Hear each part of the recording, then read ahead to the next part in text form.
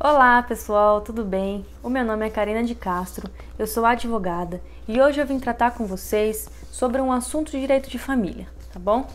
Hoje nós vamos falar sobre a desconstituição de paternidade. O que significa esse palavrão, Karina? Esse palavrão significa basicamente que existe um pai nessa história que quer tirar o seu nome do registro civil de uma criança. Basicamente é isso, tá? Existem duas hipóteses de desconstituição de paternidade. A primeira delas que eu vou falar com vocês é a ação negatória de paternidade. E a segunda é o pedido de anulação de registro civil. Qual que é a diferença dessas duas hipóteses? Na primeira, esse pai foi registrado ali naquela certidão de nascimento por presunção de paternidade. O que isso significa?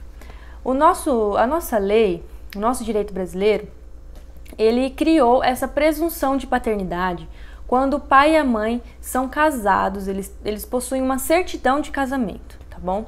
Então, eu não sei se é assim no país todo, mas pelo menos aqui na minha cidade, a criança já sai da maternidade com o registro civil pronto, tá bom? Então, essa mãe, às vezes ela não tem ali a companhia do pai, porque o pai trabalha em outra cidade, em outro estado, ou porque qualquer outro motivo que isso possa acontecer, essa mãe está sozinha no momento do registro dessa criança. O que ela faz? Ela apresenta a certidão de casamento para realizar o registro civil daquela criança, tá? Então, esse é o registro por presunção de paternidade, tá? E o que acontece, pessoal? Passados ali um ano, 2 anos, 10 anos, esse pai descobre que ele não é o pai biológico daquela criança, tá? Então, ele precisa entrar com uma ação negatória de paternidade, tá? Se ele não tem interesse em continuar sendo pai daquela criança. Karina, mas como assim? Por que esse pai vai fazer isso? Não sei, gente, depende, existem diversas maneiras disso acontecer. Então, vamos lá. Um exemplo. Pode ser que, apesar daquela certidão de casamento estar ali, ela ainda ser válida porque não teve um divórcio, pode ser que aquele casal já não estava bem no matrimônio, já nem moravam juntos e aquela mãe usou a certidão de casamento de má fé. Pode ser, tá? Pode ser que aquele homem descobriu durante aquele período que ele começa a duvidar ser o pai da criança, que a esposa dele tinha um caso com outro homem na mesma época ali dela engravidar. E por aí vai, pessoal. Acontece muita coisa, tá bom? Então, pode ser que esses exemplos que eu tenha dado sejam um dos motivos, tá? Senão o vídeo vai ficar muito longo. Então, esse pai entra com uma ação negatória de paternidade. Pode ser que antes dele entrar com a ação, ele já tenha feito um exame de DNA e tenha ali constatado que ele realmente não é o pai. Então, ele pega esse exame de DNA, leva no escritório de um advogado, uma advogada e fala: olha, eu não sou pai dessa criança, eu descobri recentemente e gostaria de tirar o meu nome da certidão de nascimento dela.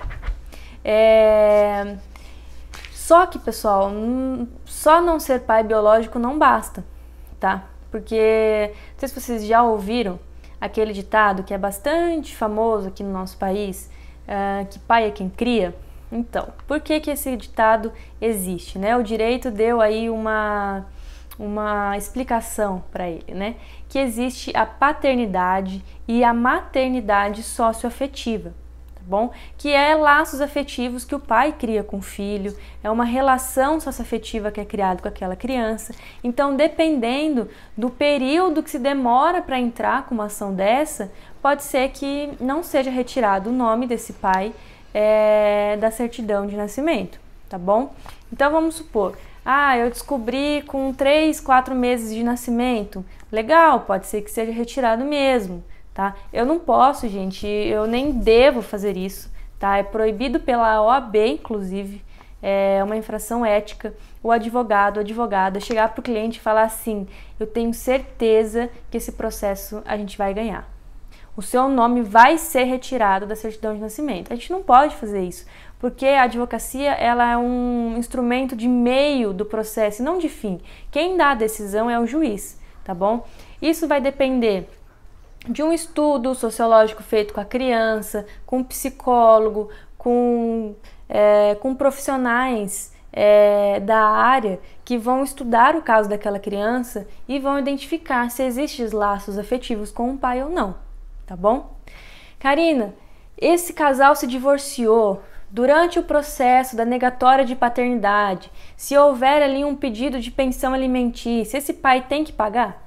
Tem, tá bom? Se o juiz determinar que ele tem que pagar, ele vai ter que pagar até que a negatória de paternidade seja declarada, tá bom?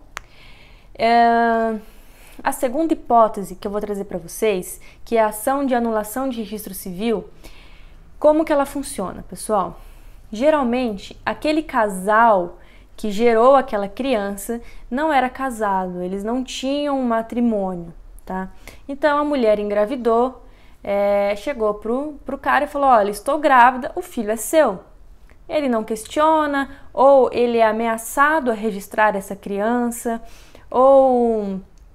Gente, da mesma forma pode haver centenas aqui de exemplos que podem acontecer, tá bom? Então, ele acredita até que ele possa ser o pai biológico, ele vai e registra essa criança. Ou ele pode ser enganado, gente, ou ele pode ser ameaçado, coagido, enfim. Ele registrou aquela criança. Posteriormente, ele descobre que ele não é o pai. Ele pode só fazer exame de DNA, chegar lá no cartório e dizer que ele não é o pai biológico? Não. Ele vai ter que entrar com uma ação de anulação de registro civil, tá? Karina, durante essa ação de anulação de registro civil, esse pai é responsável pela criança? Sim, ele é responsável pela criança. Enquanto ele estiver no registro de nascimento daquela criança, ele é responsável por ela, tá? Principalmente, pessoal, aí é o mesmo que acontece com o pai que tinha um matrimônio com a mãe. Se tiver laços afetivos entre esse pai e essa criança, vai ser a mesma regra que a gente falou antes, tá? Se houver laços afetivos, ele vai continuar sendo um pai socioafetivo, tá bom? Então, quanto antes você desconfiar e entrar com a ação, mais chances você vai ter de conseguir anular esse registro civil, tá bom? Então, depende muito do que aconteceu, depende da relação com a criança, depende de muita coisa. A gente brinca muito na área do direito que a resposta para todas as perguntas é o famoso depende, porque cada caso é um caso. Apesar da lei ser a mesma para todos, tá? A lei é a mesma para todos. Ela pode ser aplicada de maneiras diferentes, ela pode ser interpretada de maneiras diferentes para cada caso, tá bom? Mas é muito importante ressaltar que enquanto você estiver no registro civil daquela criança, você também é responsável por ela, tá? Então, se tiver ali pedido de pensão, o juiz determinou que seja feita o pagamento de pensão, então paga, porque se você não pagar você vai preso, tá? A criança está fora da escola, o pai também é responsabilizado.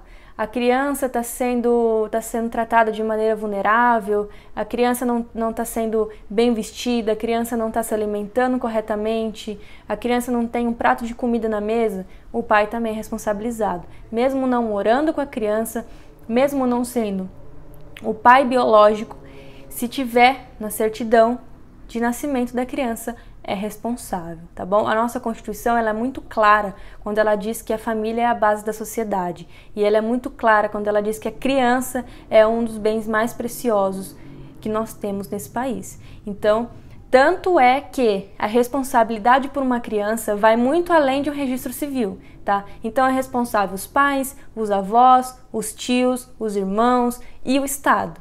Tá bom? Então, se você não tem condições de cuidar de uma criança, se você não tem condições de fazer o seu papel de pai, você precisa, ou de mãe, né? Você precisa buscar alternativas com o Estado, com os avós, Mais pra frente eu vou trazer um vídeo falando sobre a pensão alimentícia contra os avós, quando os pais não possuem condições, tá, de cuidar dessa criança. O Estado possui alternativas também, com Bolsa Família, creche, Vale Leite em alguns estados, né? Enfim, existem várias alternativas que, se elas existem, você deve buscar, porque senão você é responsabilizado por qualquer coisa de ruim que acontece com essa criança, tá bom? Se ficou alguma dúvida, vocês podem mandar aqui nas mensagens ou no direct para que você não se exponha, tá bom? Lembrando, pessoal, que qualquer vídeo que eu poste aqui sobre direito é apenas informativo, não é uma consulta, você precisa procurar um advogado, uma advogada da sua confiança, próximo a você, para que você tire as dúvidas do seu caso, tá bom? Analisando os seus documentos, analisando a sua história, beleza? Então, espero que vocês tenham gostado de mais um vídeo. Eu fico à disposição de vocês e até a próxima. Tchau!